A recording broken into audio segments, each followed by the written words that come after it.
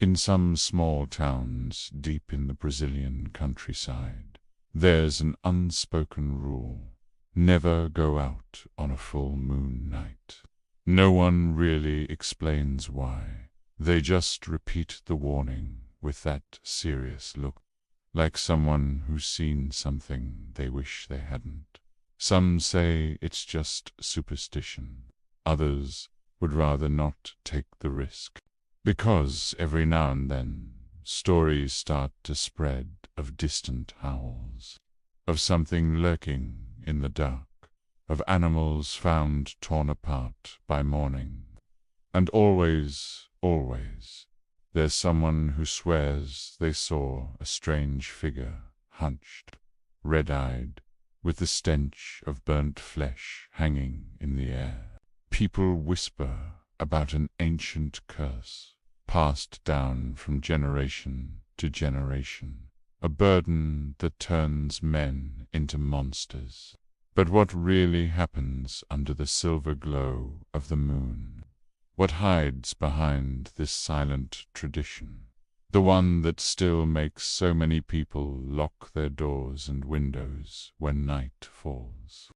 The legend of the werewolf is one of the oldest and most enduring tales in Brazilian folklore. Unlike many stories that came from abroad, this one blended deeply with the country's rural culture, taking on new meanings, accents, and fears. Its origins trace back to colonial times, when Brazil was a land of beliefs, superstitions, and mixtures, indigenous, African, and European. It was the Portuguese settlers who first brought the breath of this curse, the myth of a man who turns into a wolf, doomed by sin or divine punishment. As time passed, the European creature took on a Brazilian form. In remote villages, the man-wolf became, lobisomem, a being tied to guilt, sin, and fate. Stories said that the seventh son, born after 6 brothers with no daughters in between, was cursed to transform on full moon nights. Other versions claimed the werewolf appeared as punishment for impure acts, incest, betrayal, or the breaking of sacred vows. But it wasn't just a horror story, it was a warning.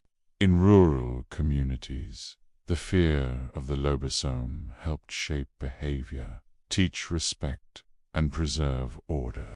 The elders used to say, "Those who defy the laws of nature become beasts." And so, through prayers, howls, and superstition, the legend survived the centuries. Even today, despite all our modern progress, there are still those who swear they've seen something. A shadow darting through the fields, a figure passing in front of a mirror, the sound of claws scraping across the dirt. Maybe it was never just a story. Maybe the lobisomem is still out there, waiting for the next full moon to rise. Stories about the werewolf change from region to region, but they all share one thing in common. The transformation is never peaceful. They say the man first feels an unbearable heat rising through his body, as if his blood were boiling in his veins. Sweat drips, bones crack, and a sharp pain spreads through every muscle. It's the warning, the moment the curse awakens. In the dark hours before dawn, he tries to fight it, but it's useless. Slowly, his skin tears, his teeth grow, and his face twists until the man is gone. In his place stands a hybrid creature, half man, half beast.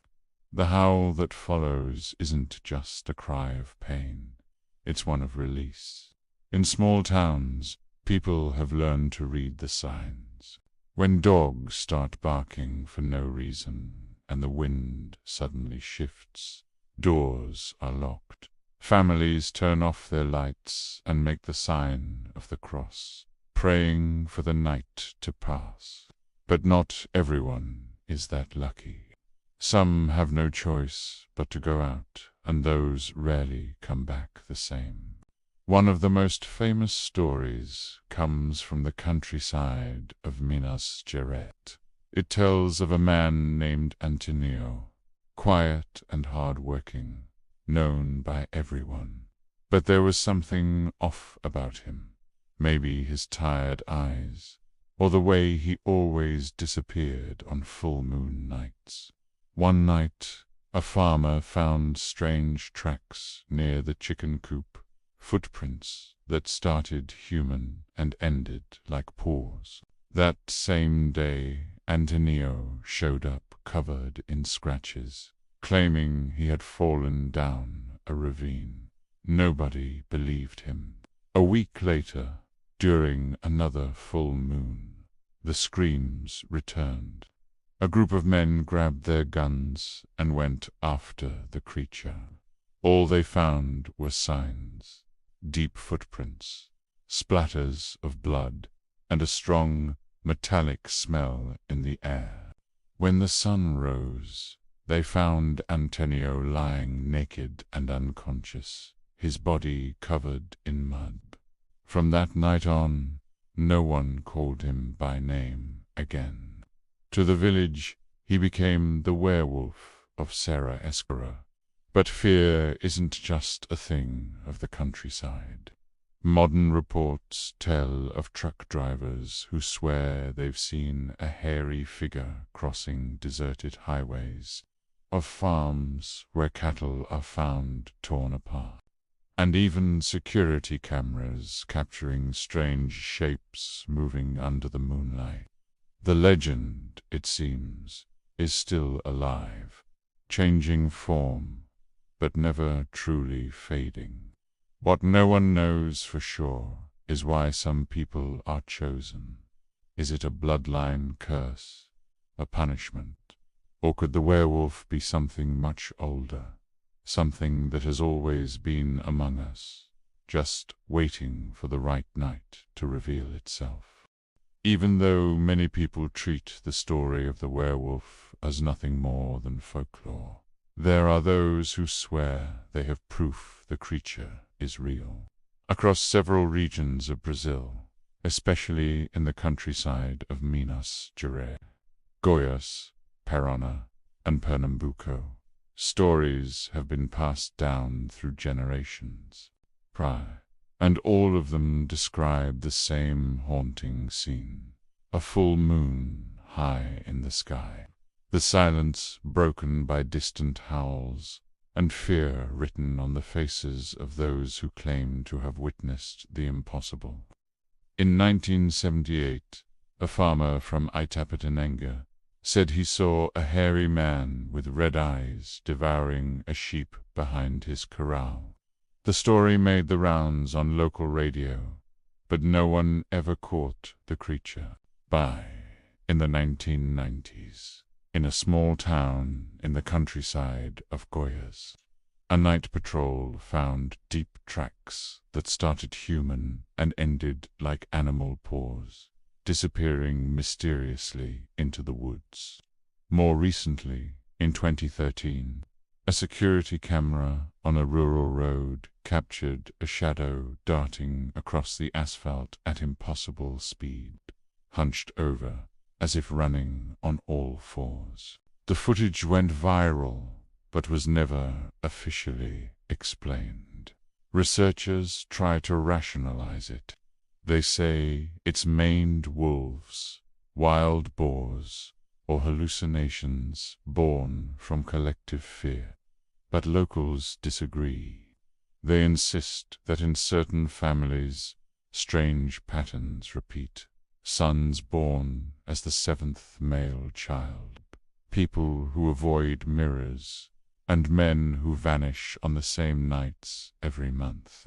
Some even claim that the werewolf isn't a single creature, but a curse passed down from generation to generation, that every new victim carries the weight of ancestral blood, and that, even today, there are still bloodlines doomed to hide under the moonlight.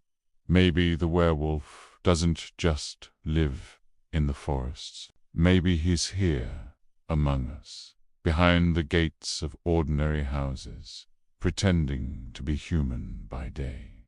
And when the moon rises, when that silver light touches his skin, the monster awakens. The werewolf might seem like just an old story told around the campfire, but every legend is born from some real fear. Maybe this creature isn't just a monster lurking in the shadows. Maybe it's a reflection of what lives inside us. The anger, the instinct, the wild side we try to keep hidden, but that insists on waking from time to time. Deep down, the werewolf myth is about the eternal struggle between man and his own nature. And that's why, even after centuries, this story remains alive, because, on some level, we all fear the moment we might lose control. Next time the full moon lights up the sky and you hear a distant howl, it might be worth taking a second look before laughing it off. Not every legend dies. Some just change faces. If you enjoyed this dive into the shadows of Brazilian folklore, give this video a like and subscribe to Urban Secrets. Here, every story hides a secret. Turn on the notification bell so you don't miss the next mysteries. And tell us in the comments, do you believe in the werewolf? Or do you think it's just another story made up to keep us in the dark?